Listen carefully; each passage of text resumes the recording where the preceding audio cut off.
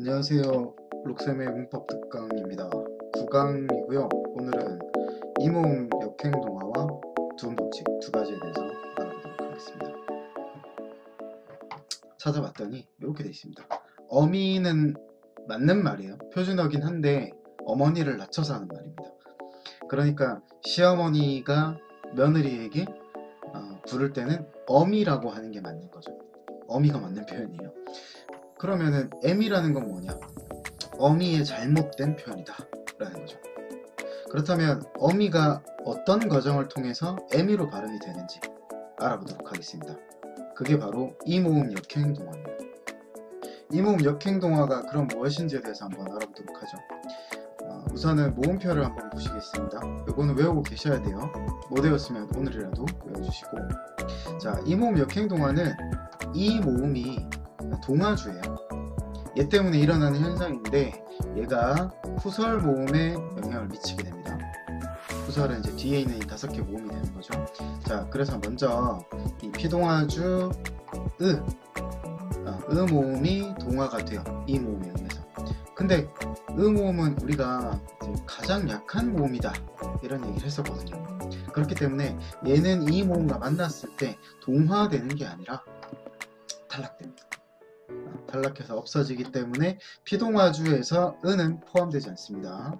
자, 얘는 제외하고요. 자, 그 다음에 우 볼까요? 우는 이 모음의 동화가 되어서 자, 이렇게 위 모음으로 변하게 됩니다. 쉽게 설명을 드리면 우에다가 이를 붙이면 위가 돼요. 저희가 모음을 외울 때 그런 방식으로 외웠었거든요. 그 방식을 계속 이제 외우고 계시면은 이 역행동화가 좀 더 이해가 쉬울 것 같아요. 자, 이런 식으로 그 다음에 어 모음은 이를 붙이면은 에 모음으로 동화가 되고요. 오 모음은 이를 붙이면 외로 동화가 되고, 그 다음 아 모음은 에로 동화가 된다는 걸 알 수 있습니다. 이게 이 모음 역행동화예요.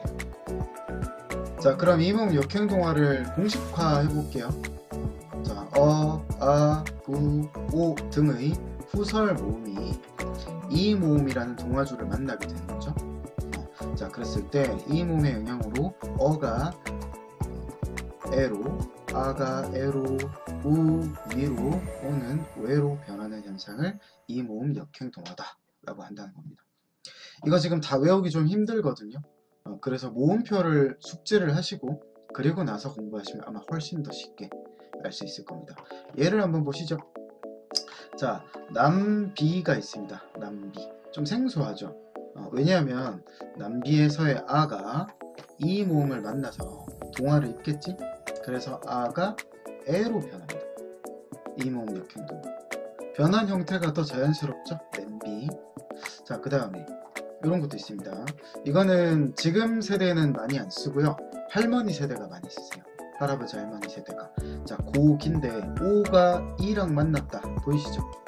예, 그렇기 때문에 이가 오에 영향을 미쳐서 오가 외로 변하게 됩니다. 괴기 예, 이렇게 말씀하시는 분들이 계세요. 자, 그럼 이 모음 역행동화의 특징에 대해서 한번 알아보도록 하겠습니다. 첫 번째, 조건이 갖추어졌다고 해서 무조건 일어나는 게 아닙니다. 자, 예를 보시죠.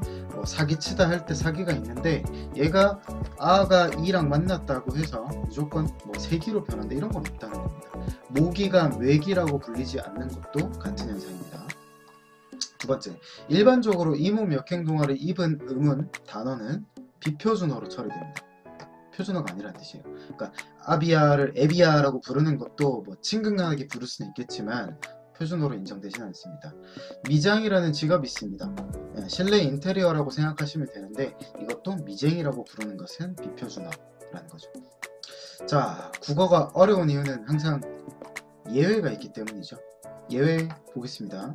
냄비 아까 봤었던, 그리고 멋장이가 멋쟁이로 동화된 거, 서울나기가 서울내기로 동화된 거, 불을 당기다가 댕기다로 동화된 거, 이러한 것들은 표준어로 인정되고 있습니다. 조금 주의를 하셔야겠죠. 자, 세 번째입니다. 요거는 이해를 좀 하셔야 될 것 같은데요. 모음에 자질이 있어요. 말이 좀 어렵죠. 자질이라는 건 뭐냐면 성격이라고 생각하면 됩니다. 그러면 모음을 이렇게 얘기했었죠. 앞에서 발음되면 전설, 뒤에서 발음되면 후설. 입술의 모양이 평평하면은 평순, 사실 둥글지 않다 이런 뜻이에요. 그리고 둥글면은 원순. 그리고 혀의 높낮이에 따라서 고, 중, 적 이렇게 나눴었단 말이죠. 이 중에서 평순이 원순으로 변한다든가 고모음이 중모음으로 변한다든가 이런 변동이 아니라는 거예요. 이 모음 역행동화는 오로지 혀의 전후 위치만이 바뀝니다. 좀 더 구체적으로 말씀드리면 후설이었던 것이 전설로 변하는 변동만 일어난다는 거죠. 자, 오늘은 두음법칙도 같이 보겠습니다. 둘 다 분량이 그렇게 많지 않아서 합쳐가지고 보고 있어요. 자, 우선은 그러면 두음이 무엇인지에 대해서 알아야 할 것 같습니다. 그래서 제가 이렇게 크게 글자를 한번 준비해봤어요. 내일이라는 게 있는데, 자, 우선은요, 첫 번째 조건입니다. 두음을 따질 때는 한 단어 내에서 따집니다. 내일이라는 한 단어. 그 다음, 자, 단어 중에서도 첫머리만을 따지는 게 두음입니다. 단어의 첫머리. 자, 그 다음, 이 첫머리의 한자음을 봐야 됩니다. 그러니까 지금 우리가 쓰는 글로 적는 발음하는 것은 내일인데요. 이게 원래 한자음은 레라는 걸 할 수 있어요. 그렇죠? 자, 그랬을 때 이 레를 두음이라고 한다는 거예요. 변동의 대상이 되는 것은 그러니까 니은 에가 아니라 원래는 리을 에였던 것. 이것이라는 거죠. 이 한자음과 관련된 현상이 바로 두음 법칙이라는 겁니다. 자, 두음 법칙의 종류에 대해서 한번 알아보겠습니다. 이게 두음 법칙을 한 개로 뭉뚱그려서 설명하는 게 되게 많거든요. 제가 제대로 알려드릴게요. 두음 법칙은요, 원칙적으로 교체 현상이 있고 리을이 니은으로 변하는 것처럼요, 탈락 현상이 있어요. 리을이 이응으로. 자, 오해하시면 안 됩니다. 리을이 이응이라는 음운으로 변한 게 아니라 탈락한 겁니다.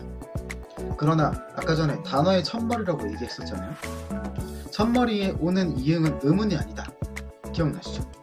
그러니까 얘는 음운으로 변하는 게 아닙니다. 탈락하는 거죠. 니은이 이응으로 변하는 게 아니라 탈락한다. 자, 저희가 오늘 다룰 부분은 오늘 이제 교체의 마지막 시간이에요. 그래서 교체 현상에 해당하는 두음 법칙을 다루고 있습니다. 자, 그럼 두음 법칙 현상을 한번 공식으로 알아봅시다. 두음 법칙은요, 조건 기억나시죠? 한 단어에서, 그리고 그 단어의 첫머리, 첫 음운, 그리고 그것의 한자어, 이걸 따지는 거예요. 자, 그랬을 때 라, 레, 로, 레, 루, 르 이렇게 6가지 정도를 봅니다. 그래서 이것이 각각 첫머리에 왔을 때만 나, 네, 노, 뇌, 누, 느로 변하는 겁니다. 예를 통해서 이제 하나 대표적으로 알아보도록 할게요. 락원이라는 말 좀 생소하죠? 우리는 락원이 아니라 낙원이라고 하니까. 그럼 이제 조건을 보겠다는 거예요. 일단은 단어의 첫머리, 락원이라는 단어에서 첫머리인 리을을 봐야 되는데, 지금 규정에 나와 있는 건 이렇게 라로 나와 있어요. 그래서 라가 왼쪽에 라, 확인되시죠? 그럼 이게 뭘로 변합니까? 나로 변한다는 거예요. 그래서 리을이 니은으로 변한 낙. 그래서 우리는 이제 발음을 할 때 락원이라고 하지 않고 되게 힘들잖아요. 낙원이라고 한다는 겁니다. 레일이 아니라 내일, 로인이 아니라 노인, 뇌성이 아니라 되게 힘들죠. 뇌성, 루각이 아니라 누각, 릉묘가 아니라 능묘입니다. 그러니까 지금 들어보시면은 발음을 할 수 없는 건 아니에요. 없는 건 아니고 외래어가 유입이 되면서 첫 소리에 리을인 것도 굉장히 많아요. 뭐 예를 들면 이런 것도 있죠. 라디오 같은 거. 레일 같은 경우도 뭐 모노레일 할 때 레일 같은 것도 있지 않습니까? 발음을 할 수 없는 게 아니라 첫 소리에 리을 발음이 나기가 되게 힘든 거예요. 발음을 하기가 힘든 것이다. 근데 외래어를 더 많이 쓰게 되면서 점점 이 발음들이 점점 편해지고 있기는 합니다. 자, 이렇게 해서 오늘 두음 법칙까지 같이 알아봤습니다. 이렇게 해서 오늘 9강 이모음 역행동화 그리고 두음 법칙에 대해서 알아봤어요. 내용이 좀 많았으니까 꼭 복습해 보시기 바라고요. 다음 10강에서 자음군 단순화 탈락의 첫 번째 현상으로